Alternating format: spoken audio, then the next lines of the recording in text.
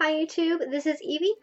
You may have noticed that my outfit is the same in this video as it was in the last one, and that's because I'm filming it immediately after my last video.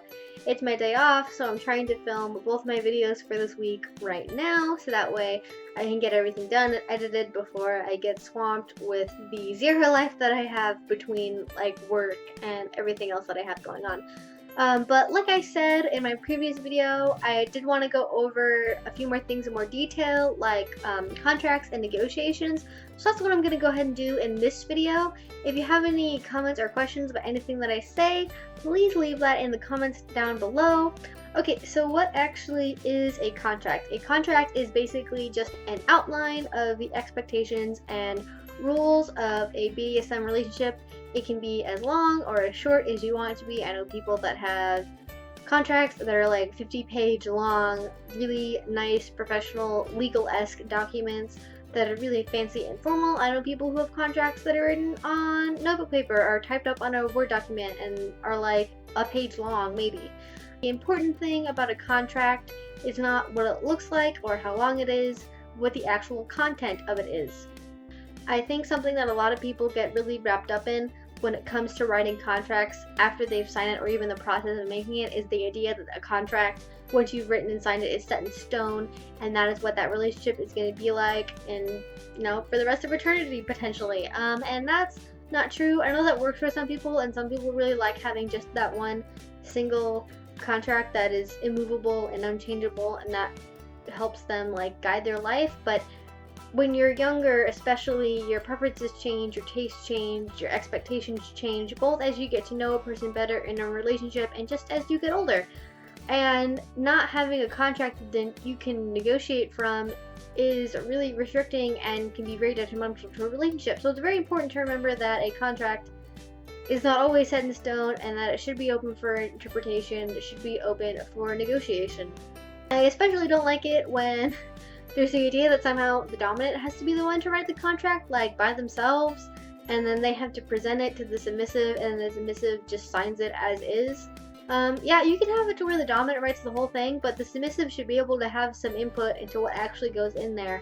I think the ideal situation for contract writing is when a dominant and submissive can co-write together, so that way everybody can put all of their cards on the table and you can figure out and make compromises as you go along, rather than making it a big deal when you are presented with a contract and are wondering like, well, what about what I want? Because that's not good BDSM, that's not a good relationship. And if you find yourself in a situation where your dominant is forcing you to sign a contract without actually allowing you to, one, read it over, or two, change anything in it, that's bad. You should probably leave. And again, also, after a contract has been signed, it should be open for negotiation. I would definitely periodically do it, even if you don't necessarily think you need to change anything in it. Just read over it again, revisit them things, figure out how you feel about things again. If nothing needs to be changed, nothing needs to be changed. I would go over it maybe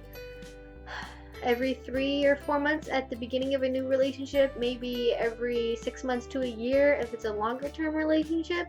And you should always be able to negotiate with it if you have a sudden change in your circumstances, or if you suddenly find something is really bothersome for you. I know that with my sir and I, our original contract had a few things in it that when I started school again, because we had signed this contract over the summer, I could no longer meet certain expectations of the contract. And again, with some simpler forms of BDSM relationships, like ones that are really new or are short term or something, you should at the very least be going over any rules that you have, any limits or expectations. You don't need a contract to go over those things. Having a contract or signing a contract does not make you a better kinkster.